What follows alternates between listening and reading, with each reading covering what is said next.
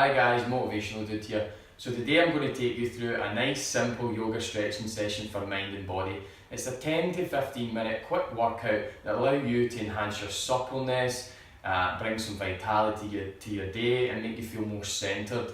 And if you, like me, have had a tough gym session the previous day, it'll allow you to sort of iron out the kinks. Or if you have had a really tough day at work, it'll allow you to reset and reframe your mind and just feel more at peace. So let's get to it. So just before we begin, we want to be sitting comfortable, sit up nice and tall, back straight, nice centred spine. If your ass cheeks are really uncomfortable, just kind of flesh them out and make yourself feel ready for this practice and find some stillness. If you have any reservations, anything in your head before you enter this practice, just set it aside for now and forget it and be at peace in this moment.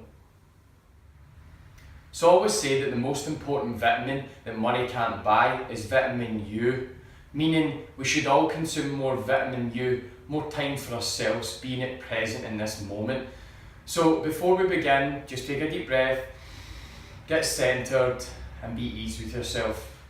So you're going to first of all, stretch your arms up, and if like me you're quite tense, you maybe have had that tough gym session yesterday. I trained my upper body and I can't quite get my arms back. Don't fight that, just allow it, allow yourself to breathe in through the nose and out through the mouth. You can extend your hands fully upward if you like. And again, just remind ourselves to be mindful. It's not all about being in competition with anyone, it's about finding our stillness, our own comfortable space. Extend it all the way up, you're trying to elongate the spine. And just bring your hands down by your side and you're going to extend them now out forward. It doesn't matter if you can only come to here, if you come here, or you can get all the way out. Just find what feels comfortable for you. This should be playtime. The techniques are important, but what's more important is that you don't overstretch or hurt yourself in any particular way. So just find your position, find your spot of comfort where you get that nice stretch. And just breathe.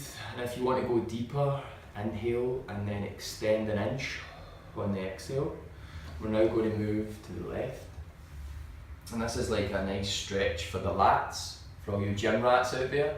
Or you can also call it the lateral side of the body, the side body. So you're going to get a nice stretch down your outer arm, your shoulder, and down the side of your back, and you'll extend. And again, just be mindful of where you're at, be present. And breathe. And then we just come back, reset to the centre. It should all be soft, fluid motion. That's why it works well on a solid floor, because your hands can just glide from this position to this position. And we'll go to the right. And you'll instantly feel that stretch. It's a lovely stretch down the right hand side of the body. Breathe in through the nose, out through the mouth, and exhale and extend if you like to.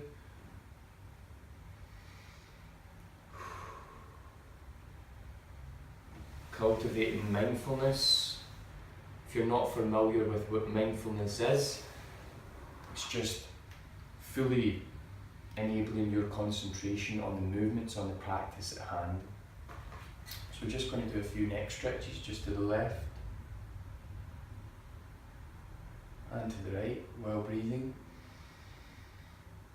Really awaken the body or reframing your mind depending on where you're at in your day. I'm going to just extend the hands up once more. Now we're going to get into what I call the Ronda or the Ronda Rousey pose. And you're going to take your hands back. And the reason I call it that is because if you're not familiar with Ronda Rousey, she is a UFC fighter who, when she stands on the scale, she does this shoulder stretch. It's become so synonymous with her. And you're just stretching all the way back. You can even lift your neck. You're stretching your neck here. You're stretching out your shoulders, your upper pecs. And breathe. Now we're going to reset. We're now going to go on onto all fours. So put your hands nice and flat, so spread your palms flat on the earth, push away from the earth. You're going to elongate the spine so it's nice and erect. There's one for you, nice and erect, excuse me. You're just going to straighten out the neck, and then we're going to come on to the front facings of a foot, and we're just going to do what's known as bringing fire to the belly. It's a little core exercise. It strengthens the core, conditions the stomach muscles, and it also stretches out this portion of your shin and your lower foot. So you come up, and remember to be mindful in the moment and breathe. You can even rock from side to side and really stretch out those foot muscles, work the core in different areas. So that position. Find your equilibrium, find your sense and state of balance.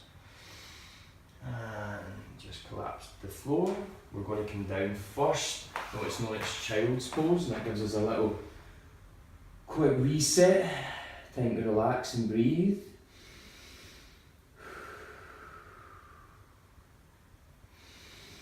In through the nose and out through the mouth. We come back up onto all fours. We're now going to do cat-cow. So if you think about a cat and a cat when startled will jump up like so, and a cow comes down, moo. So that's the pose. If you're a man, if you're a guy and you're feeling particularly vulnerable in this position, which I was a bit uncomfortable when I started out, just put that to bed, put that aside, and just take this time for you and just be. So first of all, we're going to arch the back and come up like so. So we don't have to come up on our fingertips, we just spread the palms nicely, arch the back, drop the head. And then we dip down, and create a nice U bend with the spine, and this is our cow. Remember, if you want to move to ingrain those positions into your mind, you can move if you want. So that's the cow position. This is really good for your coccyx, your sacrum, your lower lumbar. Gets the juices flowing, gets the blood circulation surrounding those areas that are very synonymous with back problems. Sciatica, stiffness, tension. This one simple movement can be done repeatedly to alleviate such issues. And just remember to breathe. Don't worry about how your body looks, let the belly flop out. Women, that is an issue that women will have. They don't like to feel bloatedness or any extension of their bellies and diaphragms, but just push out and exhale. That's where you get the best benefits for mind. This is a mind-body practice. And just arch the back again. Drop the head, relax it, do a couple of yes, no's. Really unwind the tension in the neck, and we'll come back to our centre point here.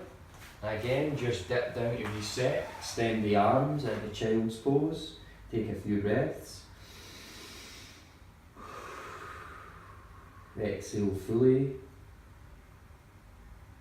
and inhale one more time. Back up, into all fours. So now what we're going to do is we're going to come up into a plank position, and we're going to stretch back on our calves, wiggle our legs out a little, and we're going to bring our right leg up, almost like Spider-Man would. It's almost like your runner's lunge, but we're not quite there yet. So you're just extending and you push the hip out. And just feel what feels. You can even circle if you like. Just feel what feels good for you. This is why cultivating awareness of the present moment is really good. Prevents injuries, and more often than not, we're always really trying to challenge ourselves and push our boundaries, but in yoga and breath and stillness and life in this practice, you want to be at peace with yourself, where you're at in life, where you're at in your practice, and just drop the hip. It's good for the hip flexors, which are down this side. I'll show you in the next pose. Come back to plank and extend to the other foot. So when I was mentioning hip flexors, I was talking about this region of the body. And just extend again, just circle motions. Or if you want to just stay in a more static position, find somewhere that feels really nice. Hold that position and breathe. Come back to your plank. Now we're going to get into cobra. Just going to drop from the hip. Hip meets the earth. You pop the hip back, cobra position. Fully extend the arms. You can twist from left to right. Most benefits when you're extending the lower lumbar back, you're stretching your abdominals, your chest, your neck, your arms. We're going to come up and just go back into child's pose. Some of you guys might be feeling the tension in your hands. Don't worry, this is normal. Your wrists. And just breathe. Exhale fully to the very bottom pit of the diaphragm. One more time. Back up onto all fours. Now we're going to get into runner's lunge. And what you might want to do, I'm actually doing this in a friend's house at the moment, so I don't have my normal yoga mat. You're going to just use a pillow to support your knee. So your runner lunge is like so. You've come from plank position, drop the knee, bring the leg forward like this, and you're just going to drop into this position. So this is really good for strengthening your quads, your hamstrings, gastrocnemius and soleus, which are your calf muscles, all the small muscles in your foot. Foot flexibility is really, really important. You're going to dip in. You're going to hold that for a few seconds. Then what you're going to do is come back into a hamstring stretch. Now males hold a lot of tension in this area, so just be very sensitive and very aware at this moment. We can easily push our hamstrings and they're very liable to become injured. Just use your fingers to prop you up. Again, nice and easy, slow and steady wins the race. Come back up onto your knee, stretch out the hips, dip into it if you can, find that pace. Use the strength of your quads and your calves to support you and build that foundation. And breathe. And come back into your hamstring stretch. This is a really good way to start your day. I prescribe this for morning time, so if you wake up, much like I have today, you wake up in a fasted state, you feel very light and airy, drink maybe a nice cup of warm ginger tea, rehydrate the system, go an hour without food and do this fasted. You know, it only takes 15 minutes and you'll feel phenomenal afterwards. It really, really centres you, allows you to get into the day. Any troubles, obstacles, tensions that you may meet, you meet them with a smile. And one more time. You see it very well from this angle. Just a nice straight leg. If you've done any deadlifts or you've been carrying any heavy weight, or if you haven't, like most of us lead quite a sedentary lifestyle, then you'll be feeling it in your glutes are your butt muscles. So we're now going to come up into the opposite leg now, so back into plank, extend the leg out, drop the knee, find support in the pillow, and extend. Oh, I can feel the tension in this side. So we've always got a slight imbalance. Sometimes we'll feel really soft and supple on one side and a bit more tense on the other, and that comes down to many factors: stresses, strains, how we carry ourselves, imbalances, asymmetries, also if we're right-footed, left-handed, these sorts of things. And just extend back, being really soft, fluid and mindful with the hamstrings. We want a nice straight leg, all the way down, feet pointed up the way. Again.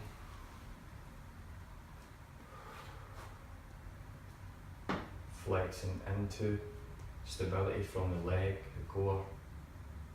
Come back. For the purposes of this exercise, we'll just finish on this extension.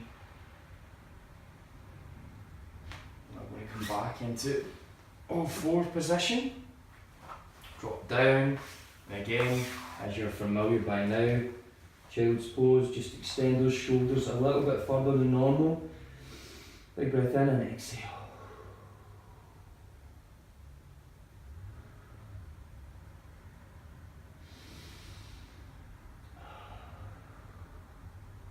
Now this is probably more tougher, one of the more tougher parts of our practice, so just put the pillow aside, we won't need that for this present moment.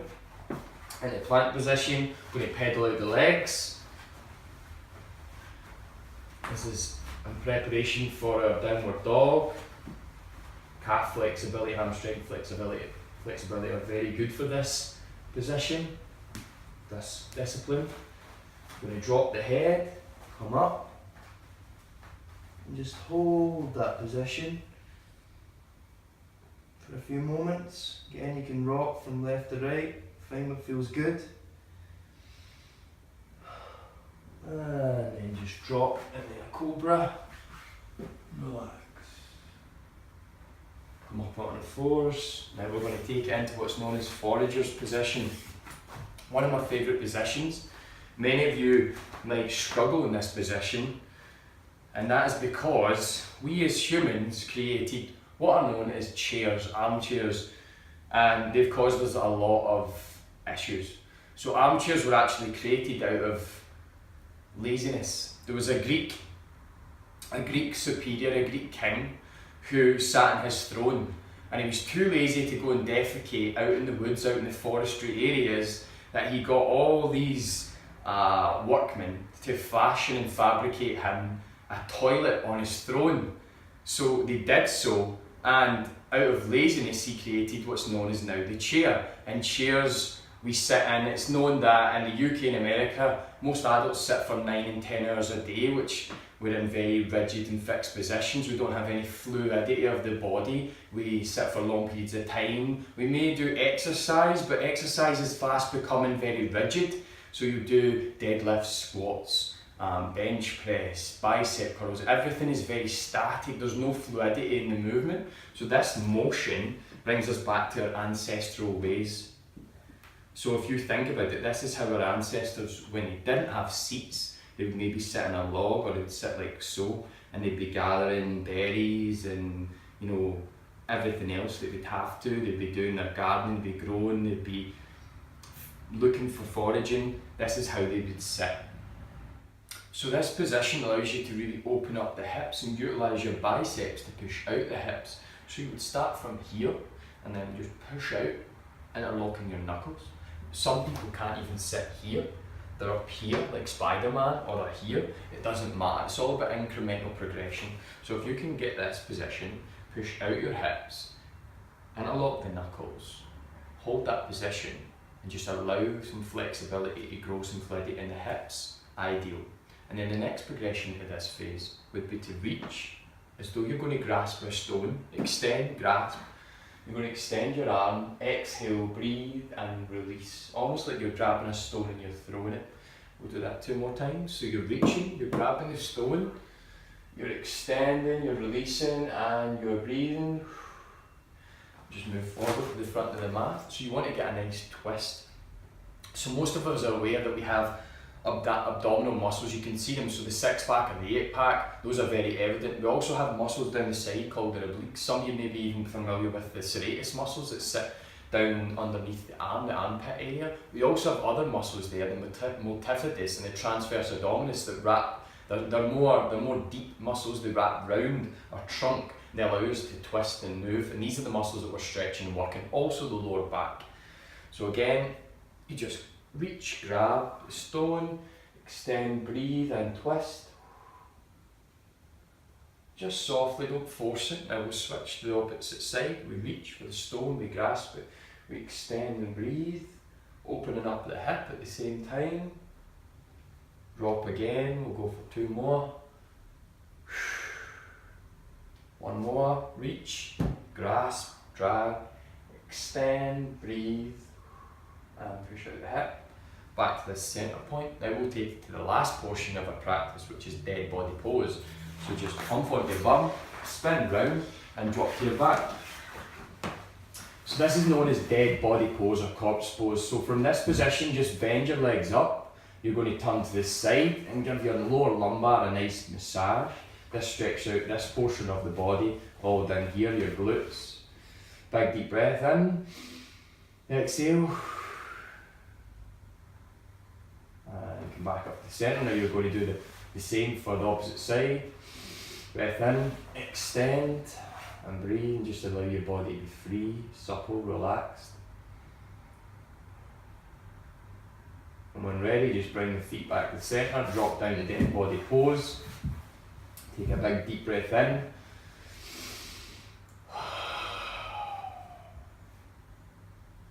And now this point indicates the end of the practice, but before we go up, we rush off and we get into our day. Just want to pause for a second and be mindful of what we've just done.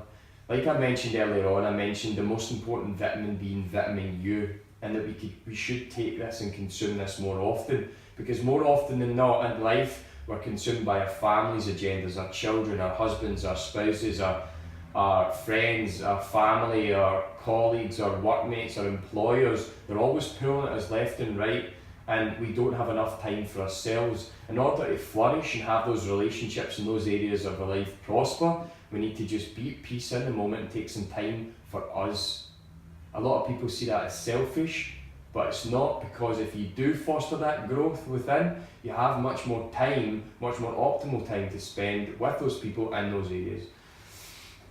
So just thank yourself for the practice. Go out there, have a great day. Namaste. Adios.